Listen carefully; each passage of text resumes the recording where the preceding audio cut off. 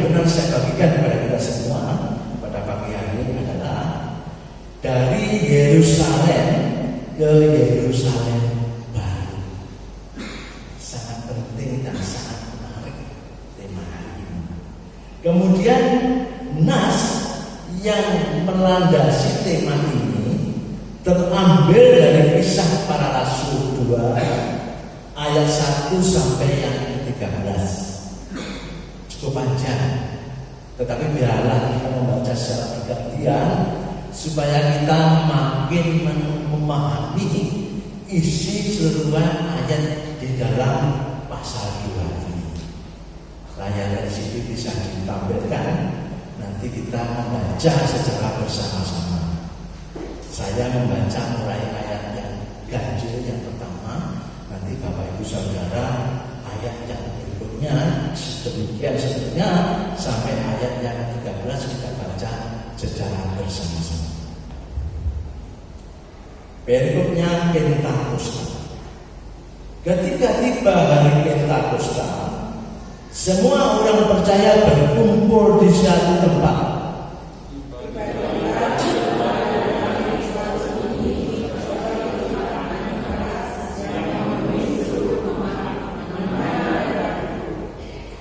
Dan nampaklah kepada mereka lidah-lidah seperti nyala api yang bertebaran dan hingga pada mereka masing-masing.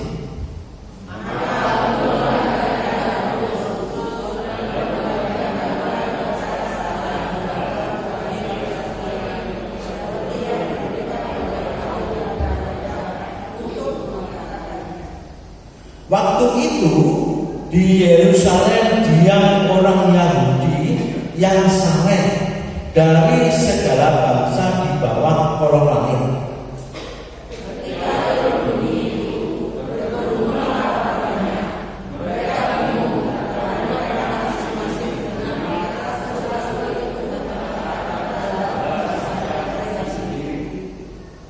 Mereka semua tercengang-cengang dan heran, lalu berkata, bukankah mereka semua yang berkata-kata itu orang Galilea?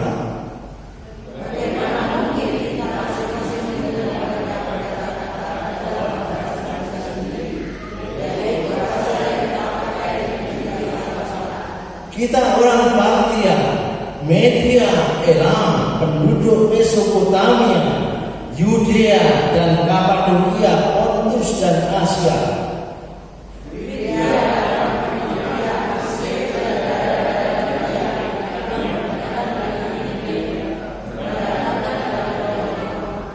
Baik orang Yahudi maupun penganut agama Yahudi, orang Kreta dan orang Arab, kita mendengar mereka berkata-kata dalam bahasa kita sendiri tentang perbuatan-perbuatan besar yang dilakukan Allah.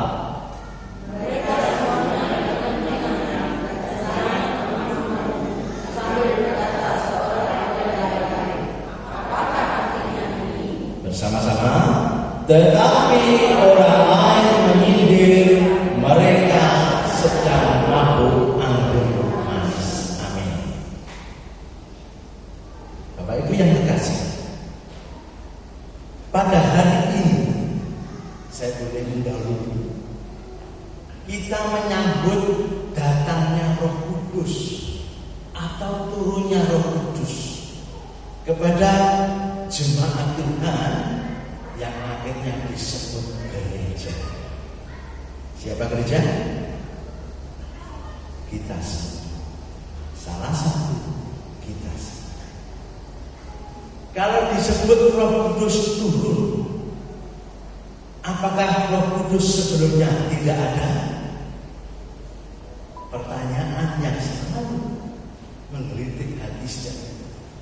Kalau sebelum hari Pentakosta, apakah Roh Kudus tidak ada di dunia ini?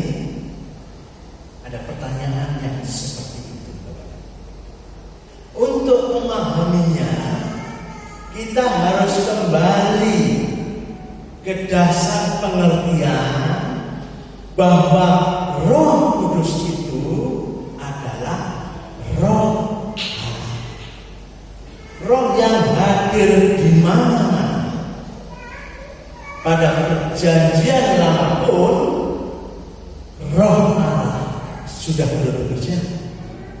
Bahkan pada saat alam semesta ini diciptakan, perhatikan, Roh Allah ada di sini.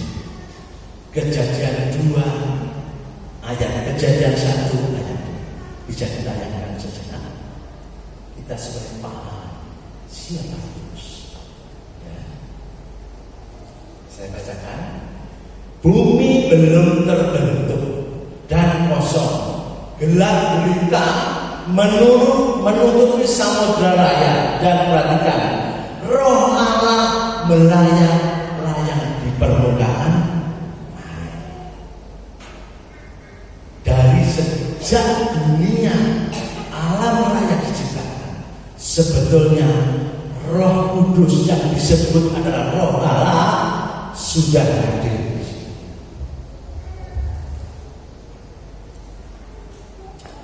Nah, Bapak Ibu yang terkasih, dalam perjanjian lama pun tadi sudah saya sebut bahwa Roh Allah sudah turut bekerja. Lukas dalam Injilnya, ya, untuk memahami ini selalu menekankan bahwa Yesus adalah sosok yang selalu berjalan, keep walking. Ya, nanti kalau bahasa saya kurang sempurna bisa disempurnakan oleh Bapak Adi. Adalah sebuah sosok yang berjalan maju ke depan, tidak berhenti, tidak juga menoleh ke belakang. Keep walking dari desa Nazaret yang ada di Galilea, Bapak Ibu, menuju ke depan, ke suatu tujuan, ke suatu tempat yang dinamakan kota Yerusalem. Lukas inilah yang menulis Injil Lukas dan yang menulis kitab Kisah para Rasul. Dia ingin menerangkan bagi kita hari ini bahwa Yesus adalah sosok yang tetap berjalan dari desa Nazaret di Galilea menuju di kota yang namanya Yerusalem. Di Yerusalem dia menyelesaikan misinya itu, yaitu penyaliban dan kebangkitan. Misinya selesai. Perjalanan Yesus pada second round yang pertama selesai. Buku dari Injil Lukas sudah selesai. Artinya buku yang menerangkan, menjelaskan perjalanan Yesus ke kota yang namanya Yerusalem sudah tuntas di atas kayu salib. Nah, sekarang buku yang kedua, yaitu kitab Kisah para Rasul. Buku ini menjelaskan dan menceritakan perjalanan Yesus kepada second round, yaitu perjalanan second yang kedua. Yesus ini memang tidak pernah berhenti, selalu berjalan. Setelah proses penyaliban dan kebangkitan, Yesus tetap berjalan menembus awan-awan kembali ke surga. Betul? Nah, masa itulah yang boleh saya katakan adalah masa penantian datangnya Roh Kudus bagi gereja Tuhan. Amin. Lukas seolah-olah ingin mengingatkan kepada siap kita dan berkata, "Hai, ingat baik-baik, engkau ada di perjalanan yang kedua ini bersama Yesus. Oleh karena itu, ingatlah hal-hal kebaruannya ini. Sekarang kita mau tanya, hal-hal kebaruannya bagaimana yang Lukas ingin tekankan di sini? Kita melihatnya yang pertama. Lukas dalam melihatnya turunnya Roh Kudus dengan ditandai oleh bunyi angin. Ayat 2. Tiba-tiba turunlah suatu suara, suatu bunyi seperti suara angin yang keras yang memenuhi seluruh rumah. Amin.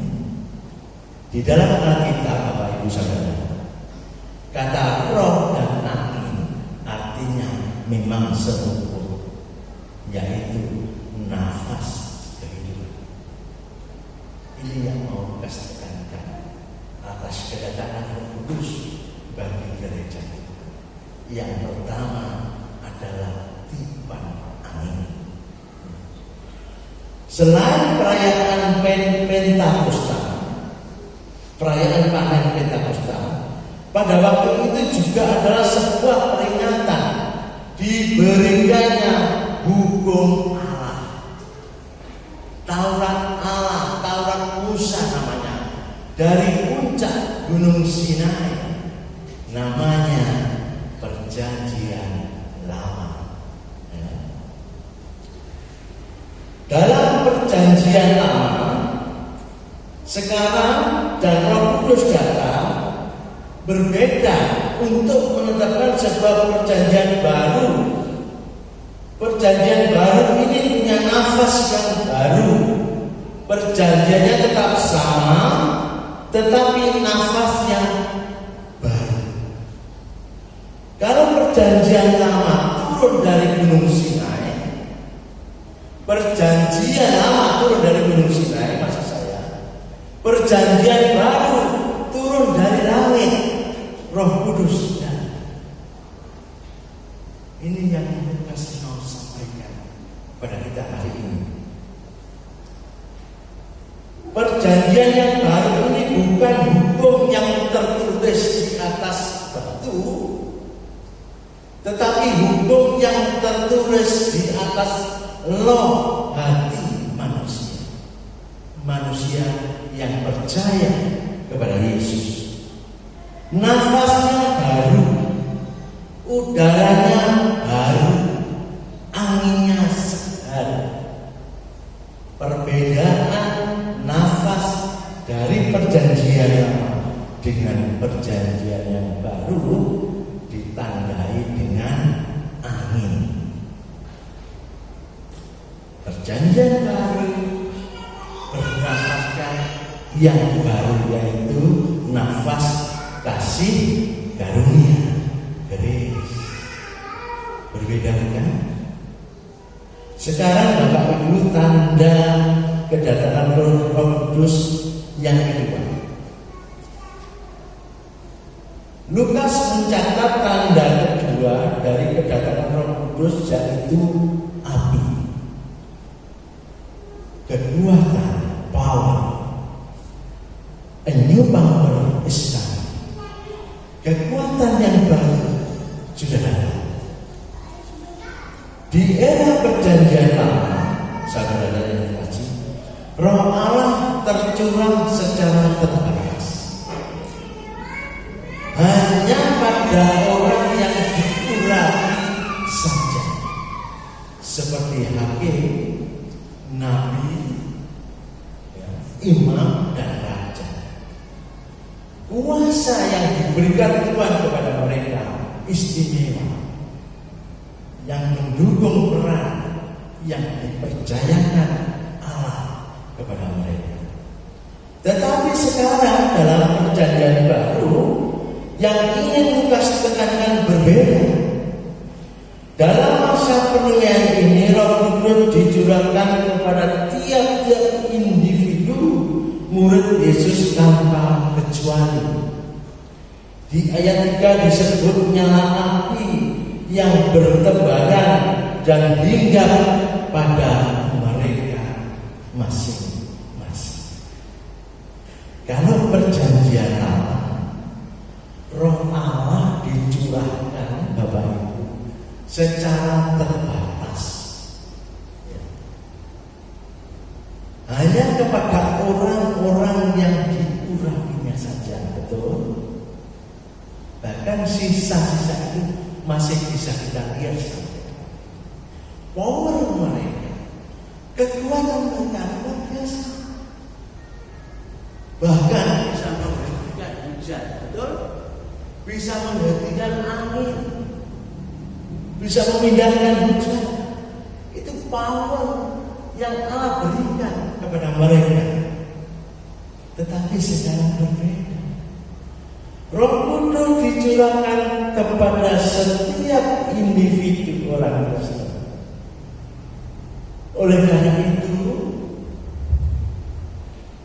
dari jumlah murid yang terbatas 12 orang, nanti pada ayat-ayat yang berikutnya disebut menjadi berlipat kali ganda. Power, api. Dari 12 murid, kelipatannya menjadi 120, menjadi 3.000. Pada hari Kamis yang kemarin sudah dijaminkan Ibu Gembala.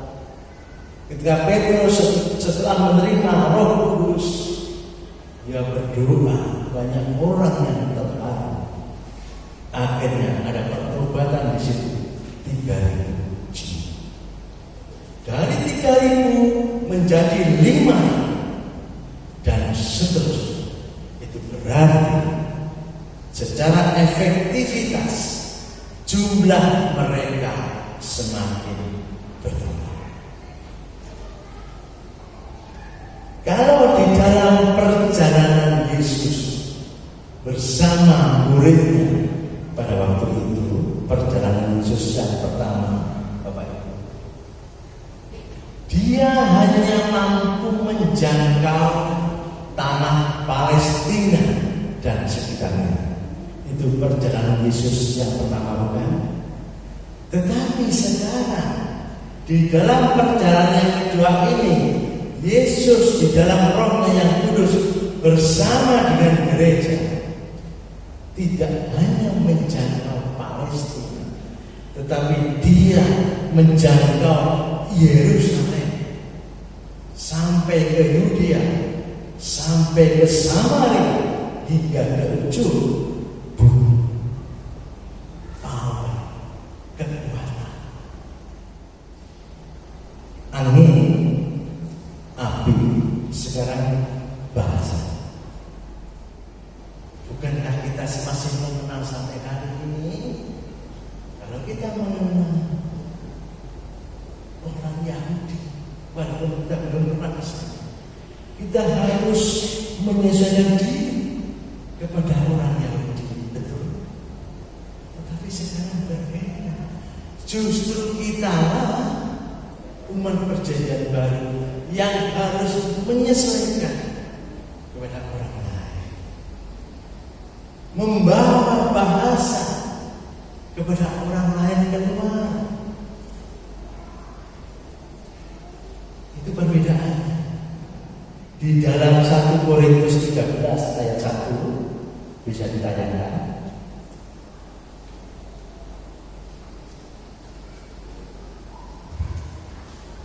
Saya bacakan bagi Bapakku.